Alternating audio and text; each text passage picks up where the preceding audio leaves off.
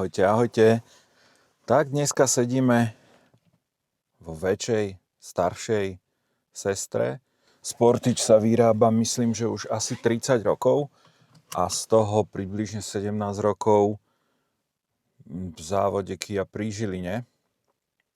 Toto autičko sa mi dnes podarilo mať v države vďaka tomu, že dievčatá a partnerka s mojou dcerou išli lyžovať. Ja mám žiaľ dochrámaný palec na nohe, tak som nemohol ísť s nimi lyžovať. Tak som ich pekne ráno odviezol na autobus do Navlínskej Nivy a baby sa išli pekne lyžovať na Štulek. Ten autobus, asi sa to oplatí, keď idú dve baby, stojí to myslím 75 €. Aj s autobusom, aj so skipasom. Uvidíme. No ale poďme späť k autu. Je to 1.6 turbobenzín, full hybrid. Nie mild hybrid ani plug-in hybrid. V technickom preukaze, je to 2024. V technickom preukaze má písané 132,4 kW. Výbava je to takisto Goldka a s nejakými prvkami z Gold Plus. Oproti sítke to má full LED svetla, predné, má to vyhrievané zadné sedadlá. Displej vidíte, je takýto obrovitánsky.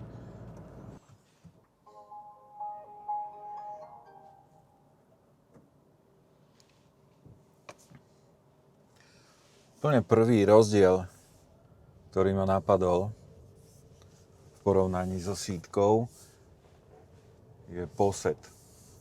Do sítky vyslovene zapadnete, tam ten posed je úplne nizučký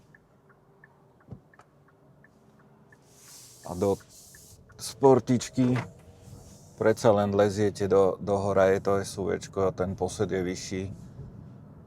Neviem, či rozhľad je o mnoho lepší z tej výšky alebo nie. Doteraz som jazdil asi 6 rokov na Zafire. Tá Zafira predsa len bola tiež vyššia ako Seat. To je prvý rozdiel. A druhý rozdiel, keď chytím tento volant, tak sa mi zdá, že tento veniec je hrubší ako na Seatke. Ten výkon v technickom preukaze je písaný 132,4 kW.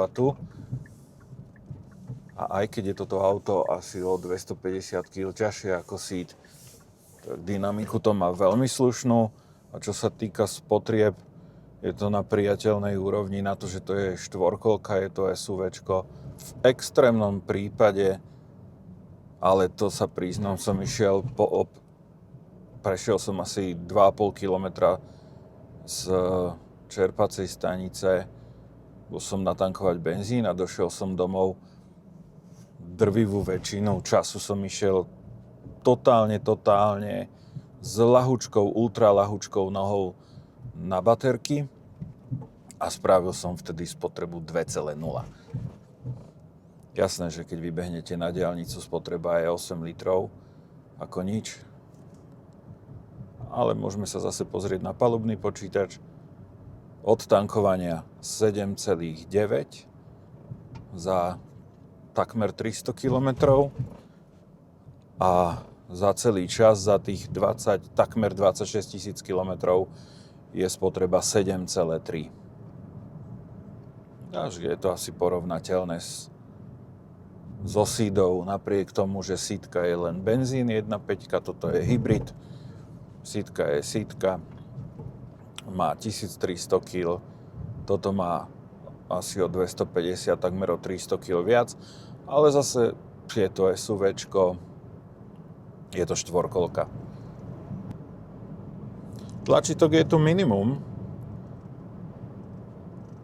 ale aj napriek tomu sa to auto dobre ovláda, pretože vďaka tomuto panelu, ktorý je vlastne multifunkčný. Buď ovládate navigáciu a rádio, alebo sa takto jednoducho prepnete na ovládanie klimatizácie. Toto majú dobre vymyslené, dá sa na to veľmi rýchlo zvyknúť. A svalová pamäť funguje dobre. Nemusíte v tom nejako veľmi pátrať, hľadať. Rovnako ako aj v sítke používam takýto bezdrôtový adaptér na zrkadlenie telefónu na Apple CarPlay. Funguje to skvelo.